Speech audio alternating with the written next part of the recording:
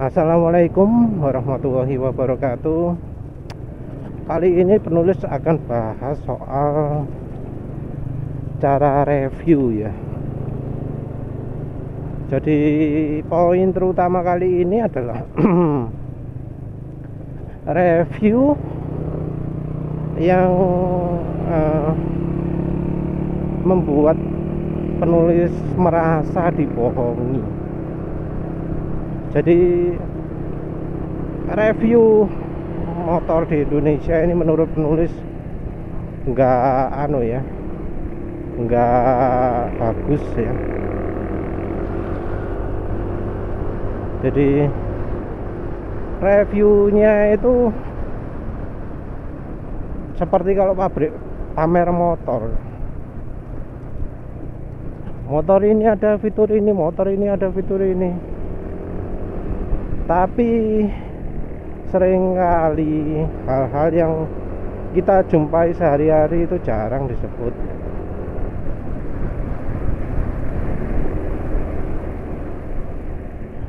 Ya memang tiap orang kebutuhannya beda-beda.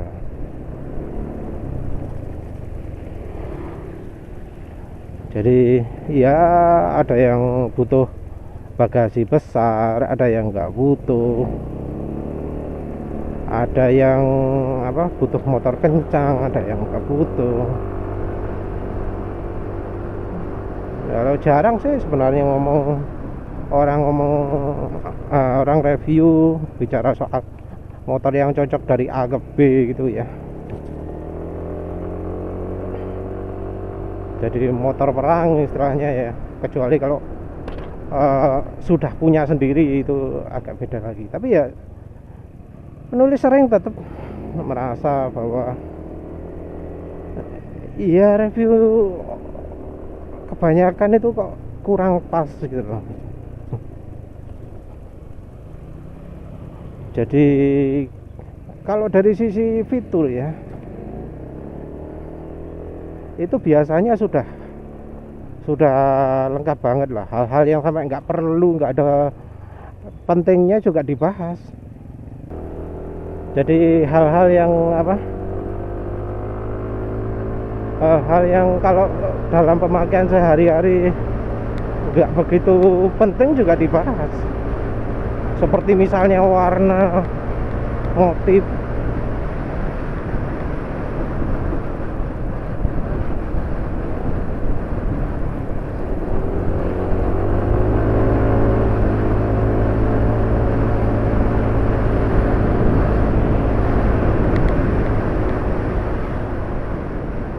Sementara itu hal-hal yang kepake, misalnya tombol, misalnya sandaran kaki, itu jarang kesentuh ya.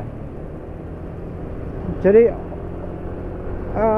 seringkali itu review jadi kepanjangan dari iklan pabrikan. Oh motor ini ada fitur-fitur ini, fitur ini. Nggak beda dengan yang ada di iklan resminya. Padahal motornya ada di depan matanya sendiri. Jarang misalnya ini tombolnya nggak enak ya, kok kayaknya terlalu ke atas gitu. Oh yang ini tombolnya enak kalau neken pas. Yang dibahas misalnya itu, oh ini enak ada tombol lampu emergensinya. Jadi kalau kita mau pamer motor kita gitu bisa langsung dinyalakan. Fitur yang nggak penting kalau itu untuk dari A ke B ya. Yang butuh fitur itu kan cuma ya orang mau gaya-gayaan tok kan. Emang pernah kalau motor itu berhenti pinggir jalan gitu karena ada masalah. Biasanya berhenti pinggir jalan ya parkir, mau ke warung, mau beli bensin, ngecer, beli rokok. Masa gitu pakai lampu emergensi? Ya takut dibawa kabur orang kan motornya.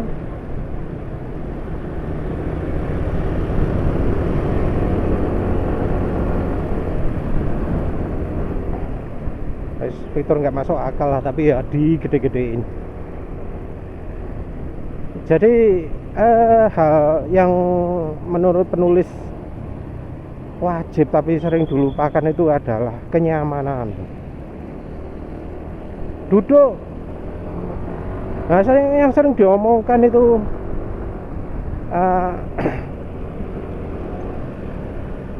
ruang kaki ya, ruang kaki tok itu. Terus jarak ke setang itu. Terus ya ketinggian tempat duduk lah boleh. Yang jarang dibahas itu pijakan kaki yang terlalu tinggi. Nah itu, ada yang namanya berkendara, kalau dipakai harian itu penting. Untuk touring juga penting pijakan kaki itu, karena kalau nggak gitu ya makainya jadi nggak sesuai desain ya. Jadi misalnya kalau motor-motor Honda terutama ya, yang naik tingginya 170 atau lebih, mau motornya apa kayak motor Vario, motor Honda Beat, itu kan kelihatan kalau di foto-foto touring itu kaki apa di dek, enggak, tungkai tok yang ada di dek. Kenapa? Capek, motor nggak layak untuk jarak jauh.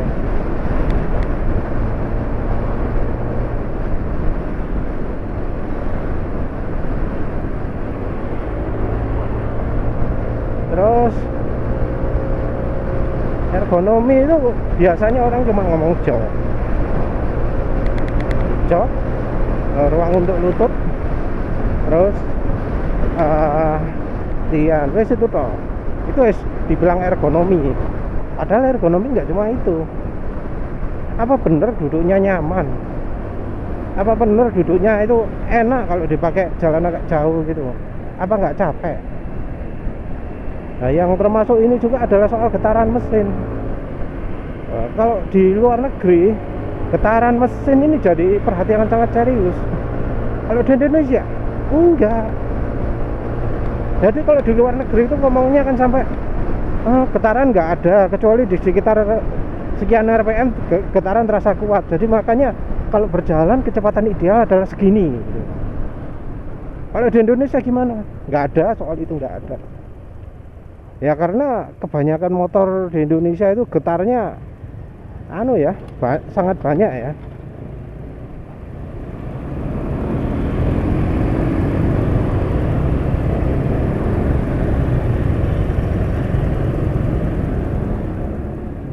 Jadi ya karena nggak ada hal-hal yang seperti itu, jadi penulis sampai dia sempat merasa sangat tertipu gitu loh. Ketika dulu pertama kali beli motor Honda kan, motor Honda Beat itu kan review sudah banyak ya, review motor matic. Oh motornya gini. Oh motor Honda Beat itu gini. Wes lah, digede-gede, dibesar-besarkan, dihebat-hebatkan. Tapi pertama kali penulis pakai motor Honda Beat itu, aduh mbak, gini kok direview tinggi sama orang-orang. Kalau nggak salah pernah jadi motor terbaik juga. Edan kok yang review itu. Motor yang rasanya nggak layak kok dapat review tinggi. Jadi waktu menulis pakai Honda Beat pertama itu apa yang menulis jumpai? Pertama apa? Tempat duduknya, jok itu terlalu rendah kalau dibandingkan pijakan kaki. Atau yang tepat mungkin pijakan kakinya terlalu tinggi. Pijakan kaki terlalu tinggi ini kalau nggak salah karena ada aki. Jadi karena tempat aki, makanya pijakan kakinya jadi tinggi. Nggak enak pijakan kaki yang terlalu tinggi itu. Jadi lutut kan lebih tinggi dari pantat. Itu bikin capek. Duduk normal penulis kan biasanya jarang selonjor ya. Mungkin selera sih. Mau selonjor pun nggak kerasa. Kalau di NMAX yang 2018 ini mau selonjor pun enak. tapi ya mungkin udah kebiasaan duduknya tetap tegak. Nah, duduk tegak di Honda Beat itu gak enak,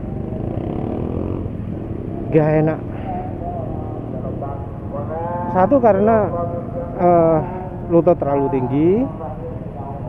Kalau jalan agak jauh itu capek. Jadi jarak 10 km, separuh perjalanan ke kantor ini sudah capek. Bagian apa ya, paha mungkin ya. Itu udah capek. Terus habis itu sudah gitu diperparah dengan setang yang getar. Setang getar, tapi ya itu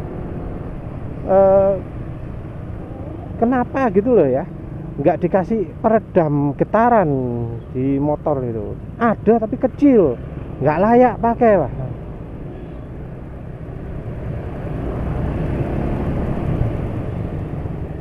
Terus jadi getaran di motor Honda Beat itu, wah, itu yang bikin penulis sangat jengkel itu sama yang review. Kok nggak ada yang review yang bilang, padahal reviewnya ada yang pakai test ride juga. Jadi getaran sampai bikin tangan sakit, capek semua gitu. Gimana ya, dicueki gitu. Orang itu mungkin nggak merasa kali ya, jadi dianggap nyampe tujuan badan capek semua itu sesuatu hal yang wajar.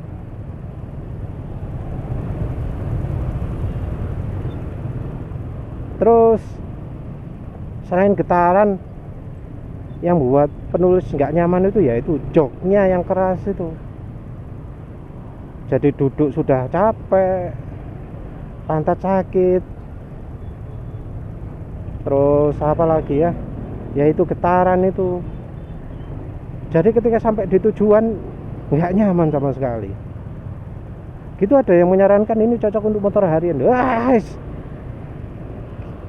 Edan yang menyarankan itu.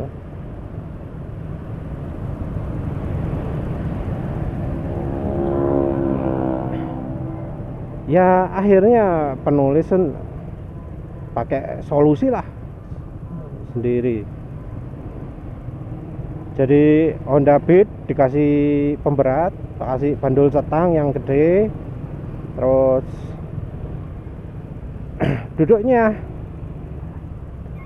mau ganti jok nggak boleh sama istri, repot juga. Akhirnya terpaksa ya wis pilih duduk cara ala motorsport, duduk di jok penumpang. Jadi duduknya kayak duduknya motorsport gitu, agak merunduk. Wis beneran kayak naik motorsport, kayak ada kehalang tangki gitu, duduk di belakang itu. Kalau berhenti jadi lebih jinjit, kalau pas jalan agak merunduk gitu. Enak wis itu. Nah, yang berikutnya suspensi ya. Kalau suspensi itu entah kenapa ya, apa yang review itu nggak bisa membedakan antara suspensi yang jelek sama suspensi yang bagus itu. Padahal mestinya kan mereka udah coba lebih dari 100 motor toh selama mereka melakukan review. Masa sih nggak bisa bedakan? Mereka biasanya ngomong ya motor harga segini mau minta gimana. Nah kayak gitu-gitu loh. Emang kalau misalnya mau bikin motor itu enak, apa butuh mahal? Bandul setang loh penulis pakai harganya 20.000 sudah enak motor.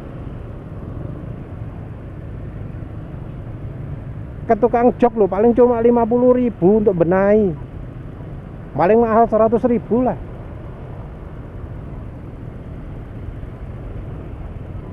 Terus suspensi, suspensi yang enak-enak pun tuh harganya ya nggak beda jauh kok dari harga suspensi orisinil. Menurut penulis ya gara-gara review kacau kayak begitu yang bikin motor di Indonesia ini jadi motor yang nggak nyaman. Parah lah.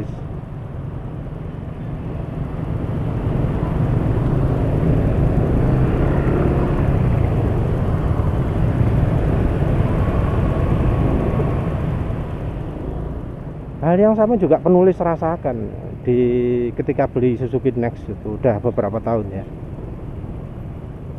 Udah 3 tahun mungkin ya setelah beli Honda Beat. Nah itu penulis kecewa banget. Kenapa kok yang review nggak memperhatikan jok nyampu, iya. Tapi jok itu ada batas ke belakang gitu loh. Jadi mau duduk lebih ke belakang nggak bisa. Ini bikin berkendara jadi nggak enak. Dan yang namanya reviewer itu nggak peduli dengan gitu. Yang dibahas harganya, lampu LED-nya, tombol lampunya, starter yang bunyi kenceng. Nggak penting itu starter bunyi kenceng atau bunyi halus itu. Yang penting kalau untuk rider itu apa? Dari soal suara itu, suara mesin kalau waktu lagi di jalan itu halus apa enggak? Itu yang penting. Ngapain suara starter dibahas itu? Nggak penting itu. Wis karepe lah suara starter kencang atau enggak itu. Wong cuma sekali tahu waktu wong mau jalan.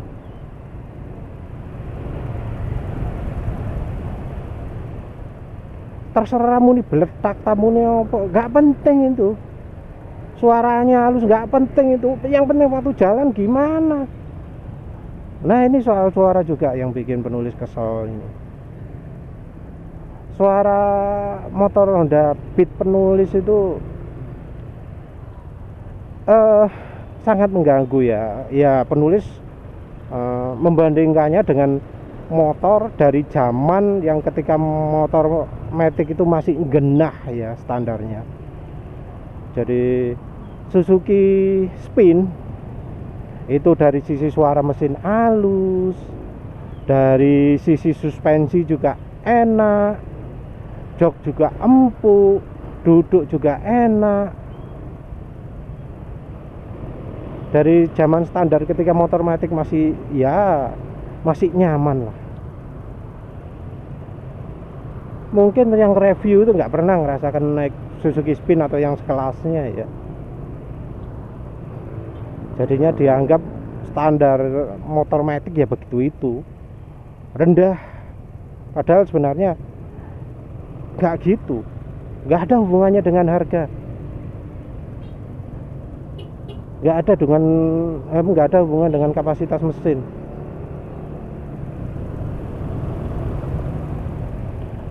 Yang ada itu apa? Kemampuan pabriknya mampu nggak desain motor yang bagus itu.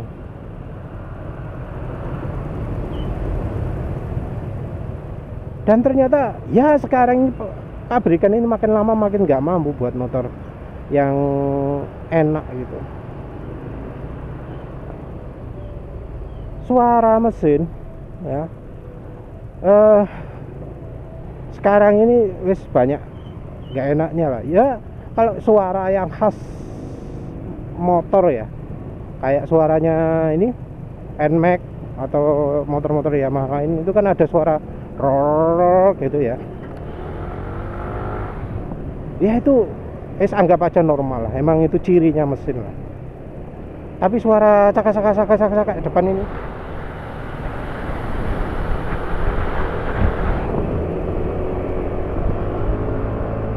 ya harusnya nggak ada lah.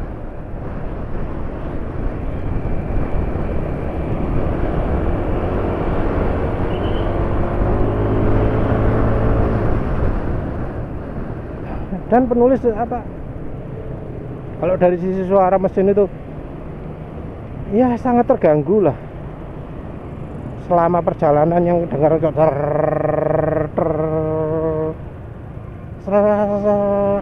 suara kayak di amplas. Nggak paham lah menulis kenapa kok motor seperti itu pernah jadi motor terbaik ya. Yang review juga kenapa kok nggak bahas suara mesinnya mengganggu itu. Nggak ada loh satupun. Getaran mesin juga rasanya nggak ada yang protes dengan bawaan motor Honda Beat itu.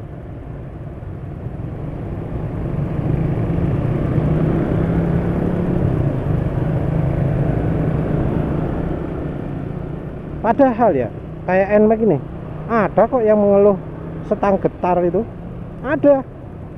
Tapi mengapa kok di Honda Beat itu nggak ada yang bahas setang getar? Padahal kalau dari feeling ya, getaran dari Honda Beat itu jauh lebih parah daripada NMAX ini. Ya emang getaran NMAX bisa dirasakan waktu jalan, tapi nggak bikin capek. Apalagi setelah bandul setangnya diganti lebih berat, sampai lupa motor ini getar. Sementara di Honda Beat itu bikin tangan capek. Ya penulis bisa lihat sendiri lah, anak sendiri. Walau setelah diganti bandul setang gitu emang nggak ngomong, nggak apa, nggak merasakan bedanya lah bilangnya gitu. Tapi bisa kelihatan dari cirinya. Biasanya kalau sampai rumah istirahat dulu, duduk dulu. Nah, setelah dikasih bandul setang jadi langsung ini. Habis keluar lagi, habis keluar lagi. Dulu kalau misalnya apa, habis dari sekolah di rumah ya langsung capek, tiduran, istirahat gitu. Ya harusnya yang reviewer yang sudah bukan anak muda lagi mestinya bisa tahu lah.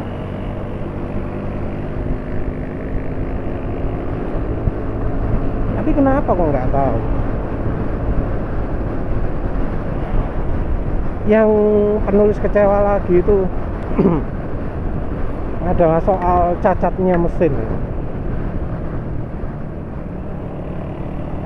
Mestinya kan rider atau blogger terutama mereka itu kan punya koneksi yang luas ya, sering gabung di grup-grup motor khusus. Jadi kalau Honda Beat ya grup Honda Beat, terus apa itu, kalau soal CB ya CB, kalau soal NMAX ya NMAX, PCX ya PCX. Harusnya kan di grup-grup seperti itu paham ya masalah apa yang bakal dialami ketika memiliki motor ini gitu ya. Jadi ketika melakukan review beberapa ribu kilometer sudah punya ini, setahun punya ini, setahun punya itu, harusnya kan mereka tahu ya, tahu masalah apa yang akan dialami ketika memiliki motor itu, problem apa yang sering muncul. Tapi kan ya mereka itu jarang nyebut gitu loh,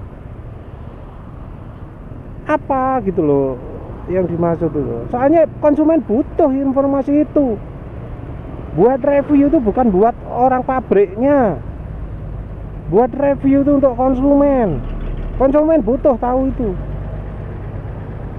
Penulis contohkan ya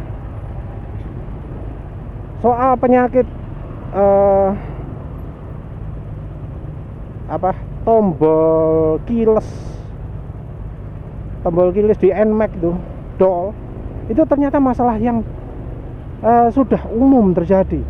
Tapi penulis tahunya dari mana? Dari diomongi teman penulis yang kebetulan saudaranya itu kepala mekanik bengkel Yamaha. Penulis nggak menemui itu di forum-forum gitu, nggak ada yang ngomong.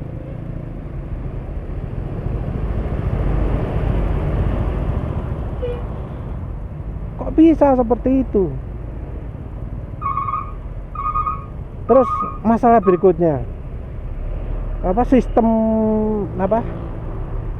tangki bensin, tutup bensin yang di depan yang pakai penutup. Bagus pakai penutup itu, tapi ya pakai penutup gitu ternyata ada bugnya juga, banyak masalah juga. Jadi ternyata banyak NMAX yang tutup bensinnya model baru yang 2020 kan, yang tutup bensinnya dibuka lewat apa? Lewat tombol smart key, juga Aerox, juga Honda ADV, juga Honda PCX katanya. Itu ternyata mudah macet, sering bermasalah. Penulis juga baru tahu itu ada, karena ada review YouTube yang ngomong masalah ini sebenarnya masalah yang sudah terkenal di grup-grup gitu. Nah, tapi mengapa kok yang ngomong gitu konsumen, reviewer gak ngomong? Padahal perasaan reviewer pun ada yang punya Honda ADV, ada yang punya NMAX 2020, tapi nggak ngomong. Nunggu konsumen dulu yang ngomong.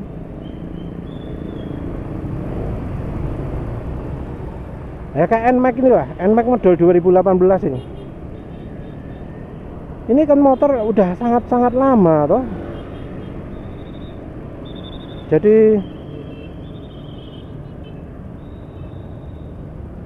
Jadi motornya kan udah mulai tahun 2015. Penyakit umum itu sudah banyak. Tapi kok nggak ada reviewer yang ngomong. Contoh, penyakit bearing belakang oblak. Penulis baru tahu ada penyakit bearing oblak ini ketika coba cari informasi soal apa pelumasan gitu. Tiba-tiba kok jadi nemu NMAX bearingnya oblak. Loh, kenapa bearing oblak ini? Penulis selidiki terus, cari informasi, akhirnya nemu postingan di grup NMAX Kaskus itu. Ternyata itu sudah penyakit yang lumrah diketahui oleh para pengguna NMAX. Gitu reviewer kok nggak ada yang ngomong gitu. Jadi penulis itu merasa sangat bersyukur bisa tahu masalah itu sejak awal. Penulis langsung bongkar itu, langsung drain itu oli transmisi NMAX gitu. Dan ternyata memang bener, oli transmisi itu sudah langsung warnanya coklat tuh. Padahal biasanya kalau motor-motor lain ribuan kilometer itu masih bening, ini masih 200 km udah coklat. Gitu kenapa kok penulis tahunya harus dari cari sendiri, nggak ada dari informasi review.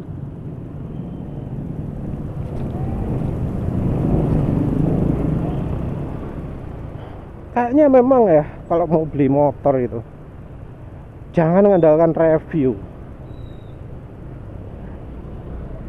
Jangan pula ngomong apa dari postingan YouTube yang ngomong jangan beli ini kalau tidak baca ini gitu. Itu belum tentu itu ngomong soal masalah-masalah yang terjadi itu. Ada yang ngomong 7 hal yang harus diperhatikan kalau beli ini, beli ya anggap aja beli NMAX. Penyakitnya NMAX yang harus diperhatikan saat beli NMAX. Bagian NMAX yang lemah. Jangan beli NMAX kalau beli belum lihat video ini. Itu banyak yang ngaco. Ya karena penulis sebelum beli NMAX ya lihat-lihat itu semua. Nggak ada tuh yang nyebut oli itu umurnya pendek banget, nggak sepanjang di motor lain. Nggak ada yang ngomong kayak gitu.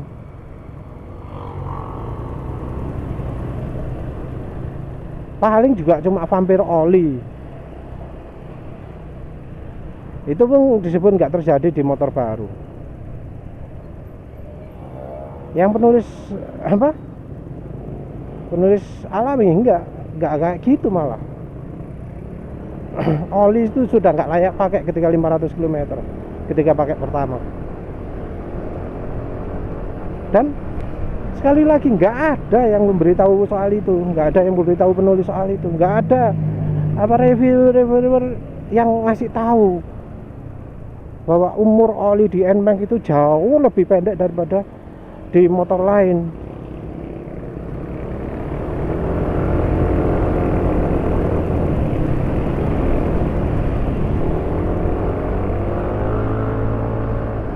Parah, Bang.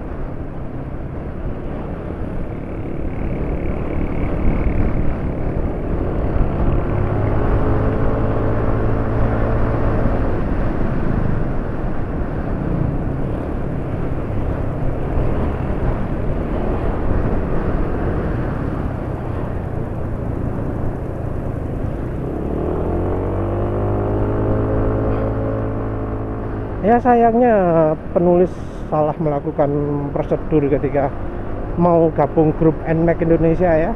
Jadi penulis saat ini nggak bisa gabung ke grup NMAX Indonesia, jadi nggak bisa cari masalah-masalah lain soal NMAX yang ya mungkin penting bagi untuk yang beli NMAX. Jadi kali ini penulis nggak bisa nyebutkan penyakit apa aja yang ada di NMAX.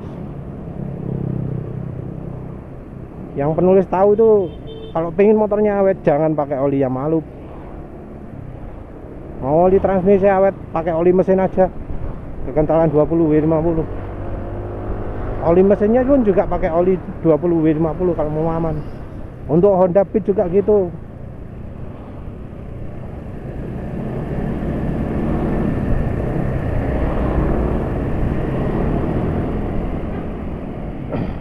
Review yang juga jarang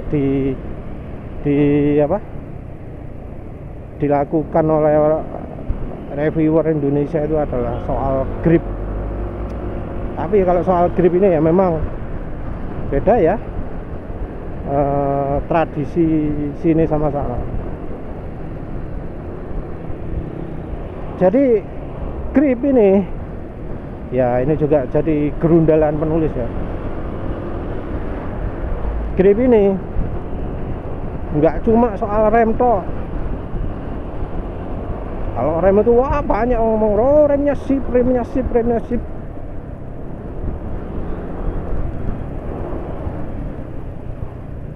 Tapi soal grip ban di jalan licin itu juga nggak disebut. Jadi memang ban itu bisa diganti, tapi ban bawaan pun wajib direview lah. Ya kayak waktu penulis buat review saat berkendara di jalan hujan pertama kali naik NMAX. Ampun, ini ban nggak layak pakai banget. Di jalan licin ngori. Nggak cuma berkurang aja, tapi kalau misalnya kategorinya 1 sampai 5 penulis nilai 1 gitu. Kemampuan grip ban IRC ini. Padahal kalau di luar negeri itu tetap mereka itu bahas ban juga. Ban bawaan motor ini bisa ngegrip. Ban bawaan motor ini kalau dipakai di tikungan punya kelemahan ini, agak kurang dibandingkan punya motor ini gitu. Review pakai bandingkan dengan motor lain juga. Nggak cuma soal irit, nggak cuma soal tenaga, ban pun dibahas. Kalau dipakai musim hujan, waduh ngori ini bannya. Ngomong gitu po. Oh, aku bahas NMAX. Kenapa kok harus ngalami sendiri sih konsumen? Kok nggak ada yang ngomong ban NMAX itu nggak ngegrip? Baru setelah penulis keluarkan kemukakan itu, bahas artikel soal itu, bahas video soal itu, baru ada komentar, iya emang banyak NMAX itu waktu musim hujan itu nggak ngegrip. Aduh, kenapa kok harus tahu sendiri gitu? Emang reviewer yang punya gitu nggak ngerti dah.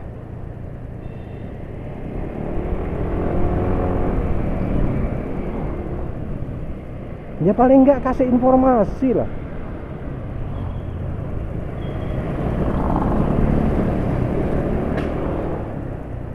Tujuannya review itu kan untuk kepentingan konsumen. Ya diberitahu apa yang kurang di motor itu biar bisa ditingkatkan.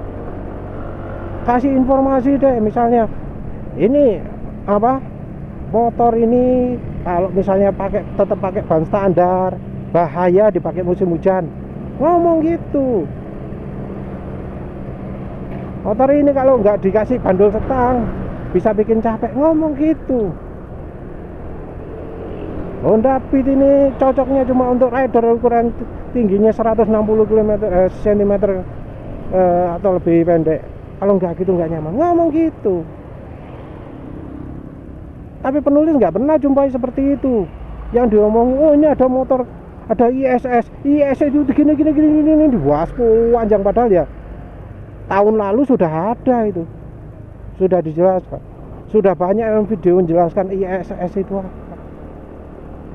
AGC pun dibahas lagi ketika ada motor baru.